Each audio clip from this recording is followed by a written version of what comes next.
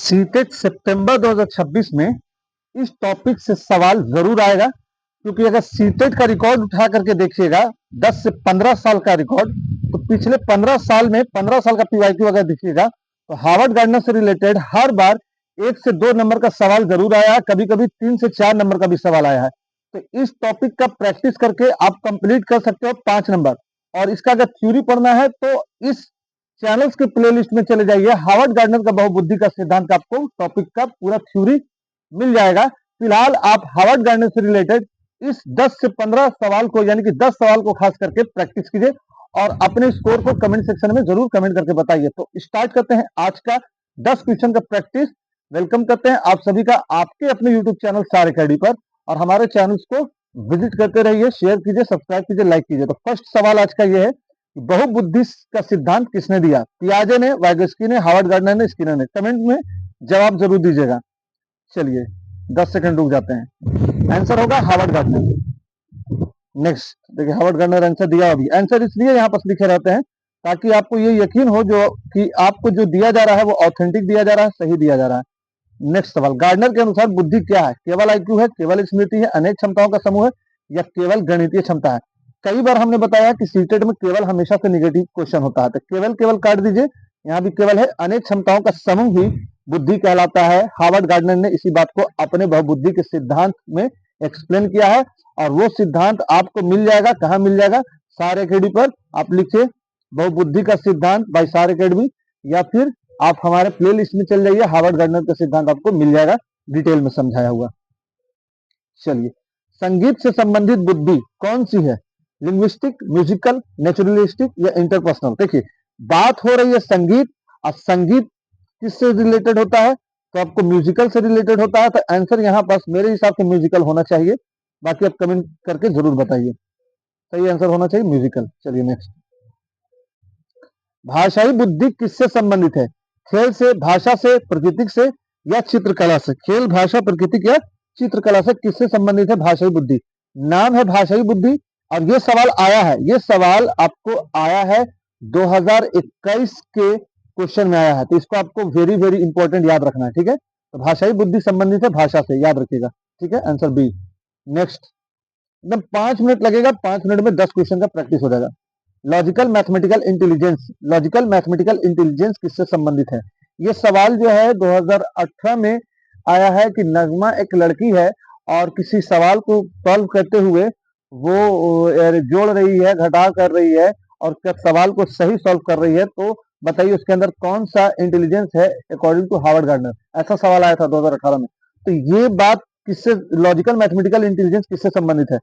किससे? संगीत से तो होगा नहीं, क्योंकि मैथ की बात हुई है। नृत्य से होगा नहीं, आत्मचिंतन से होगा नहीं, तर्क और गणित से होगा। सही आंसर है ना, तर्क और गणित आंसर दिया भी है।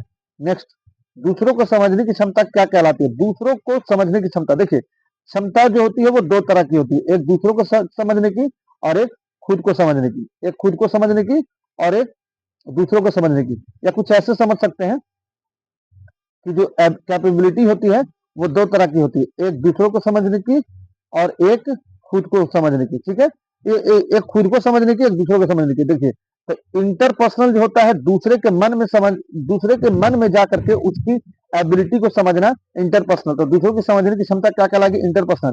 और खुद के बारे में आत्मचिंतन करना इंट्रापर्सनल कहलाता है। इंट्रा खुद के बारे में, इंटर दूसरे के बारे में। याद रखिएगा बात। आंसर देख लेते हैं, हमने सही समझाया। हाँ देखिए, दूसरों के बारे में इंटर और खुद के बारे में इंट्रा, याद रहेगा बात। समय को समझने की क्षमता क्या कहलाती है? देखिए, हम अभी तुरंत बताएं कि 2 तरह की क्षमताएं होती हैं, एक होती है खुद को समझने की, एक होती है दूसरे को समझने की। तो खुद का इंट्रा होता है, तो यहाँ पर हो जाएगा इंट्रापर्सनल। तो आंसर क्या हो जाएगा? Intrapersonal is right answer. Next, दिया हुआ भी है, खिलाड़ी में कौन सी बुद्धि अधिक होती है? खिलाड़ी में कौन सी बुद्धि अधिक होती है? खिलाड़ी जैसे कि सचिन तेंदुलकर, विराट कोहली, है ना, नीरज चोपड़ा, ये सब खिलाड़ी है। तो बताइए कि खिलाड़ी में कौन सी बुद्धि अधिक होती है? बॉडी कैनेस्थेटिक, म्यूजिकल, या फिर सिराज शमी, सब भी बोल सकते हैं, लिंग्विस्टिक या नेचुरलिस्टिक? तो आंसर दिया हुआ भी है, बॉडी कैनेस्थेटिक बुद्धि ज्यादा होती है खिलाड़ी के अंदर, याद रहेगा बात। नेक्स्ट, प्रकृति से संबंधित बुद्धि किससे है? प्रकृति से संबंधित बुद्धि किससे है? म्यूजिक रहेगा तो म्यूजिकल हो जाएगा, ये होगा नहीं। स्पेशल होगा नहीं, क्योंकि ये होता है आर्किटेक्ट के अंदर। इंटरपर्सनल हम बताएं दूसरे के अंदर समझ, दूसरे की बुद्धि समझने की, नेता उतर के अंदर होता है, टीचर लोग के पास भी होता है। तो प्राकृतिक से रिलेटेड हो जाएगा नेचुरलिस्टिक, आंसर हो जाएगा ए सही। नेक्स्ट, गार्डनर के सिद्धांत का मुख्य विचार क्या था? बुद्धि एक है, केवल आईक्यू का महत्वपूर्ण है, केवल आईक्यू महत्वपूर्ण है, बुद्धि अनेक प्रकार की होती है, शिक्षा आवश्यक नहीं है। ये काटिए, क्योंकि बुद्धि अनेक होती है। ये भी काटिए, केवल आईक्यू महत्वपूर्ण नहीं बल्कि और भी तरह का बहुबुद्धि का सिद्धांत दिया है, यानी कि बुद्धि को बहुत सारी चीज इफेक्ट करती है। तो और शिक्षा आवश्यक नहीं है, शिक्षा बहुत ज्यादा आवश्यक है। तो यहाँ पर आंसर सी सही होगा। तो बुद्धि अनेक प्रकार की होती है, और अनेक प्रकार बुद्धि अनेक योग्यताओं का समुच्चय है, ये बोलते हैं कौन? हमारे गार्डनर साहब।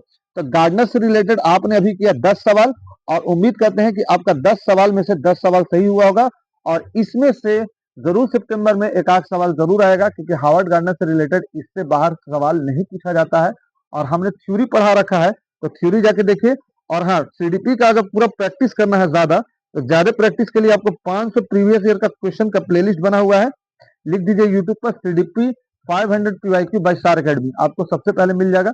और वहां पर जाकर के प्रैक्टिस कर लीजिए, क्योंकि उसको कई सारे शिक्षक गण ने किया है, तो उसका प्रैक्टिस करके और बहुत अच्छा रिस्पॉन्स रहा है।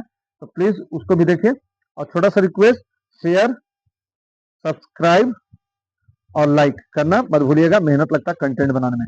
और हाँ, जो हिंदी सीडीपी का क्लास है वो 1 जून से चलेगा डेली, और उम्मीद करते हैं कि 1 जून के जो हिंदी सीडीपी का क्लास चला प्रैक्टिस का, उसमें एक प्रैक्टिस में 30 क्वेश्चन नहीं बल्कि 50 प्रीवियस ईयर क्वेश्चन को हम इंक्लूड करेंगे। तो हिंदी प्रैक्टिस के लिए भी तैयार रहिए। Thanks for watching, subscribe.